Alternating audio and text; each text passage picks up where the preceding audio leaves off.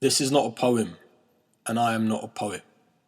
When I'm unable to find a better way of saying that in 2012, 48 people in Great Britain were killed by guns and 120 women killed by the hands of their beloved partners.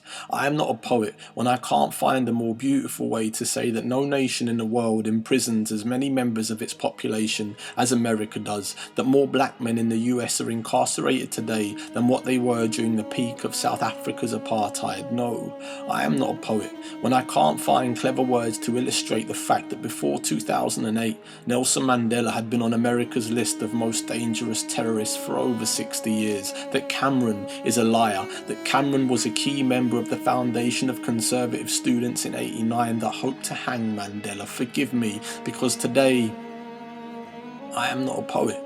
And this is not a poem.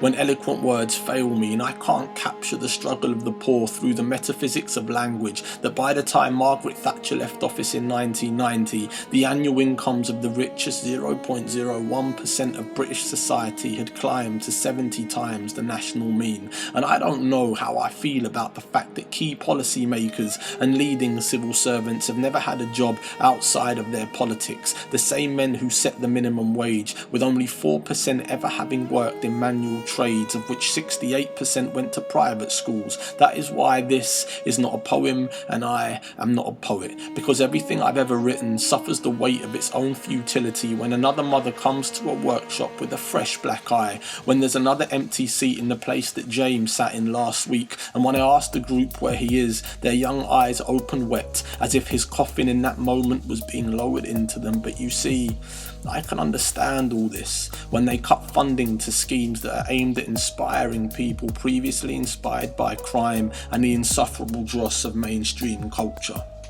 Private prison systems and prisons for profit, when young women are given more options than just be someone's girl, be someone's mother, be someone's silence. But you see, I've done it again. I've crossed themes. I've not followed traditional poetic form, and so I'm a terrible poet, because how do I speak words in prison, then tell a young black person that they were once kings and queens of lands whose names fall dead on their tongue? How do I return their history? How do I mention the Maria excavation, Chicanta Diop, and the skin cell sampling of 300 mummies? How do I show them pictures of skyscrapers before skyscrapers even existed? How do I do all this and then have me ask what part of the world I am from, why I don't write poetry about 1974, Eoga and Kissinger, until I tell them that I am not a poet, and nothing I can write will help dismantle this idea of race that we've become so attached to. Nothing I can write will include the importance of mitochondrial DNA and the 99.99% of us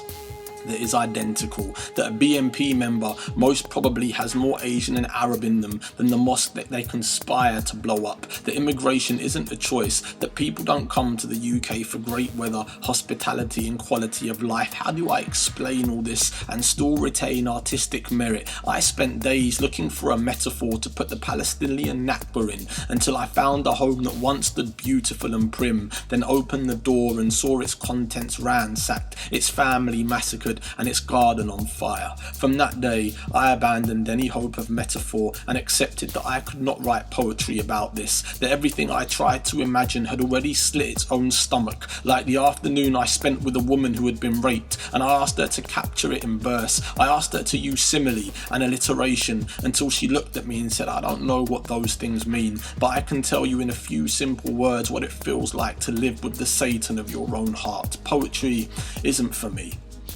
It's for people who can use words like odoriferous while putting red wine to the lips of their white skin and applaud the technical endeavour of a poem, its wit, its ingenuity, its metre and form, not its helping, not the ambulance siren that screeches from the height of its title. That is why this is not a poem and I am not a poet, because I cried reading Douglas Dunn and Aaron Kalaka, Borges and Neruda. I cried when I went looking for female poets and found few. I cried when I asked how how many black poets Penguin had ever published and was told to, when my English teacher told me that language wasn't my strength, that my anger crushed my intelligence, that I should think about going and learning a trade. And I cried then too, when I spoke to a group of young men about what it means to be a man, how we inherit this cancerous culture, how we inherit misogyny, objectification, and the glory of violence while silently suppressing the sensual. These were all the hardest things to talk about, to write about,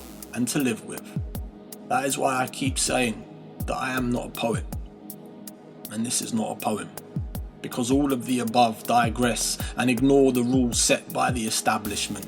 But all that doesn't matter, because it's done now. You've come this far in listening. Endings are always the hardest things to write, because the author knows that that's the last impression the reader will be left with. So I chose the following wisely. We are made up of all the things that broke us just to keep us alive. Maybe I could have said just that, but I didn't. Because like I said, this is not a poem, and I am not a poet.